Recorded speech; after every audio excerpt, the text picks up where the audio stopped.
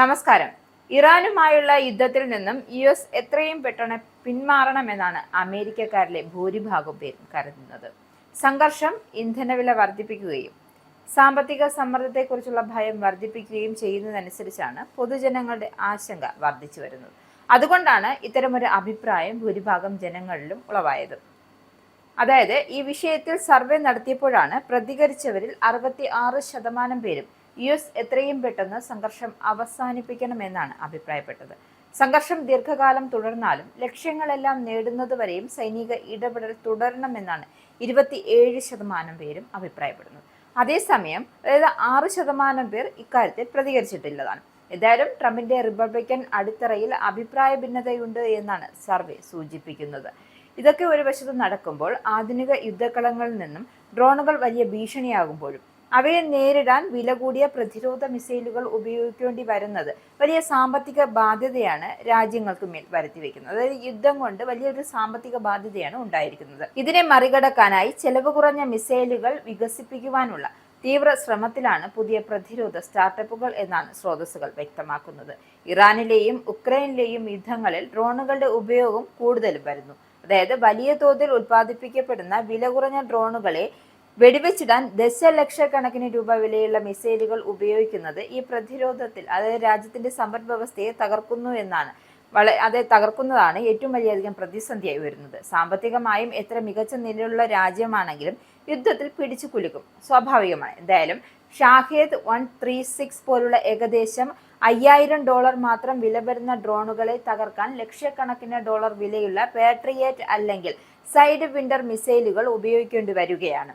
ഏതായാലും ഇറാനിലെ യുദ്ധത്തിന്റെ ആദ്യ 4 ദിവസങ്ങളിൽ മാത്രം ഇറാന്റെ ഡ്രോണുകളെയും മിസൈലുകളെയും നേരിടാൻ പെന്റഗന് ഏകദേശം 5.7 ബില്യൺ ചിലവായതായാണ് കണക്കുകൾ സൂചിപ്പിക്കുന്നത്. ഈ സാമ്പത്തിക ആഘാതം ഒരു യുദ്ധത്തിൽ വളരെ വലുതാണ്. കുറഞ്ഞ സമയം കൊണ്ട് ഡ്രോണുകൾ ഉണ്ടാക്കുന്ന ആഘാതം അത് ഉയർത്തുന്ന നാശനഷ്ടങ്ങൾ മാത്രമല്ല, എതിരാളിയായ രാജ്യത്തിന്റെ സമ്പദ് വ്യവസ്ഥയിന്മേൽ ദീർഘകാല പരുക്കുകൾ തന്നെയാണ് ഇവ അപകടകാരികളാക്കുന്നത്. എന്തായാലും ഇത്തരം വില കുറഞ്ഞ ഡ്രോണുകളെ നേരിടാൻ $10,000 മാത്രം ചിലവുള്ള മിസൈലുകൾ വികസിപ്പിക്കാനാണ് സ്റ്റാർട്ടപ്പ് ശ്രമിക്കുന്നത്. എന്തായാലും മിസൈലുകൾക്കായി പ്രത്യേക സങ്കീർണമായ ഗതിനിർണയ സംവിധാന വിഭാഗങ്ങൾ നിർമ്മിക്കുന്നതിന് പകരം സ്മാർട്ട് ഫോണുകളിലും മറ്റും ഉപയോഗിക്കുന്ന സാധാരണ ഇലക്ട്രോണിക് ഭാഗങ്ങൾ ഉപയോഗിച്ചാണ് സ്റ്റാർട്ടപ്പുകൾ ഇത്തരം ഡ്രോണുകൾ നേരിടാൻ പ്രതിരോധ മിസൈലുകൾ ഉണ്ടാക്കാൻ ശ്രമിക്കുന്നത്. എന്തായാലും 3D പ്രിന്റിംഗ്, ആർട്ടിഫിഷ്യൽ ഇന്റലിജൻസ് തുടങ്ങിയ സാങ്കേതിക വിദ്യകൾ ഉപയോഗിച്ച് മാസങ്ങൾക്കോ വർഷങ്ങൾക്കോ പകരം ഏതാനും മണിക്കൂറുകൾക്കുള്ളിൽ മിസൈലുകൾ നിർമ്മിച്ചെടുക്കാൻ സാധിക്കും എന്നതാണ് ഇവയുടെ പ്രത്യേകതകൾ. അതിനാലാണ് വളരെയധികം എണ്ണം കുറഞ്ഞ സമയത്തിനുള്ളിൽ നിർമ്മിച്ചെടുക്കാം. ഇത് പ്രതിരോധ ചെലവ് മാത്രമല്ല, പ്രതിരോധിക്കാനുള്ള സമയവും ലാഭിച്ചു കൂട്ടുന്നുണ്ട്. എന്തായാലും ഇറാനിലെ യുദ്ധം ഇപ്പോൾ US ഇത്തരം കമ്പനികളുടെ ഉദയത്തിന് വഴിവെച്ചിട്ടുണ്ട്. ഇതിൽ പ്രധാനപ്പെട്ട കമ്പനിയാണ് പെർസിയസ് ഡിഫൻസ്. മുൻ നാസ എഞ്ചിനീയറിംഗ് ജേസണൽ കോൺസ്ലേഴ്സ് സ്ഥാപിച്ച ഈ കമ്പനി സൈഡ് വിൻഡർ മിസൈലുകളുടെ ചെലവ് കുറഞ്ഞതും ചെറുതുമായ പതിപ്പുകൾ വികസിപ്പിക്കുകയാണ്. ഇതേപോലെ കാംബ്രിഡ്ജ് എയറോസ്പേസ് വികസിപ്പിക്കുന്ന സ്കൈ ഹാമർ മിസൈൽ ഏകദേശം 19 മൈൽ ദൂരപരിധിയുള്ള ഭീഷണികളെ നേരിടാൻ ശേഷിയുള്ളതാണ്. ഗൾഫ് രാജ്യങ്ങളും പാശ്ചാത്യ രാജ്യങ്ങളും ഇത്തരം കുറഞ്ഞ ചിലവിലുള്ള ആയുധങ്ങൾക്കായി വലിയ താൽപര്യങ്ങൾ പ്രകടിപ്പിക്കുന്നുണ്ട്. മിസൈലുകളുടെ സങ്കീർണത കുറയ്ക്കുകയും വൻതോതിലുള്ള ഉൽപാദനം സാധ്യമാക്കുകയും ചെയ്യുന്നതിലൂടെ ഡ്രോൺ ഭീഷണികളെ ഫലപ്രദമായും ലാഭകരമായും നേരിടാൻ കഴിയുമെന്നാണ് ഈ മേഖലയിലെ വിദഗ്ധരുടെ പ്രതീക്ഷ.